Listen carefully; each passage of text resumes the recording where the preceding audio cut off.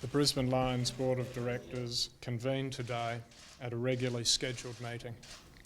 At the conclusion of today's meeting, Directors Paul Williams and Mick Power notified the board that they, along with Lee Matthews, would run a ticket against the current board.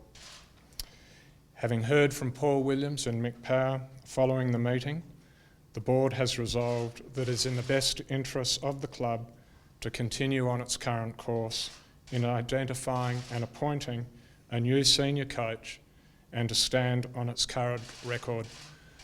Our achievements include the re-signing of all of our marquee players and, as you've seen this week, Pierce Hanley.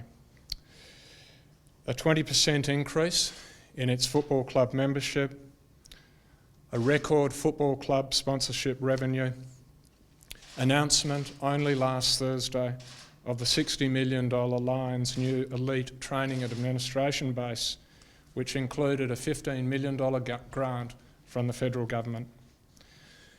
And a very successful social club at the Lions at Springwood with over 115,000 members.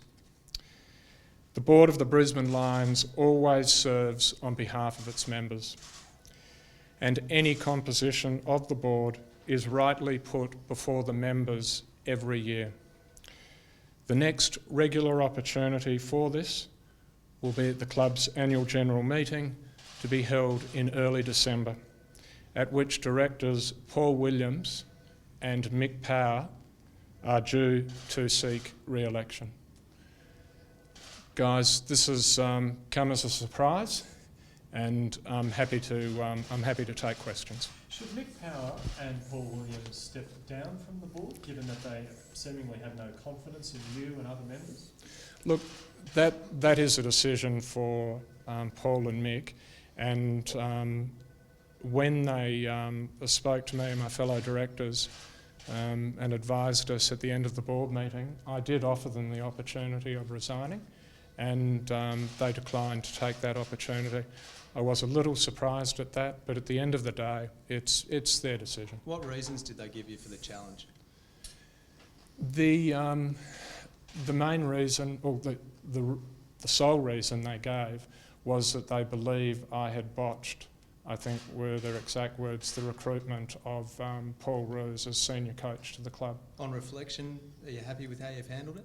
I'm extremely happy. I've engaged with Paul, I've spoken to him recently, and look, I don't want to say a lot more about Paul because some of the discussions we had were held in confidence, but I'm extremely happy. We made the decision about Michael last Tuesday. Did they ask you to resign, Angus? They did, yes. Do you think you can beat a ticket with Lee Matthews on it? Greg, this isn't about a popularity contest. It's about our members making a judgment call about how this board has run this football club over the last 2.5 years. 4 months, though, is a long period before this question is going to be settled. Won't that just mean instability for this club? Look, one thing I want to make clear is that this has nothing to do with the decision that was made about Michael Voss. And that decision was a unanimous decision arrived at by the board after we went through, as I've often said, a comprehensive, exhaustive and robust process. And Paul Williams moved the resolution that we do not offer Michael a new contract, and it was unanimously supported. Will this make it harder to find a replacement for Coach Angus, given the prospective coach won't know who the board will be post-December? Well, it's not going to make it any easier, Greg. I'd be a fool to suggest that this event this morning isn't going to have a destabilising event or impact on our club. But at the end of the day, I have the full support of my fellow directors, other than 2 of them. The management is still in place. We have every confidence in our CEO, Malcolm Holmes, our general manager of football, Dean Warren, our head of communications, Dave Donaghy, our CFO, Kevin Sampson, our head of infrastructure, Vicky Patterson, We have very capable people here. And look, I'm disappointed, but people will need to reflect on what's happened today. Did the two directors also want to change in the chief executive? Look, I think questions like that are best directed towards the two directors. At last week's press conference, you said that if the members aren't happy, they could kick you out, and you were certain that wouldn't happen. Do you regret saying that, Angus?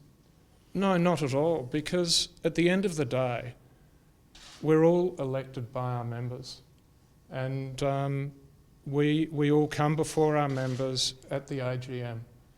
I'd just like Paul and Mick to let the dust settle, reflect on what's happened, and let's see what happens, over the coming weeks. But I'm hopeful that everyone will act in the best interests of our fantastic football club. I'm hopeful that everyone will act in the best interests of our members, and if the members want to kick me out, then they'll have that opportunity at the AGM.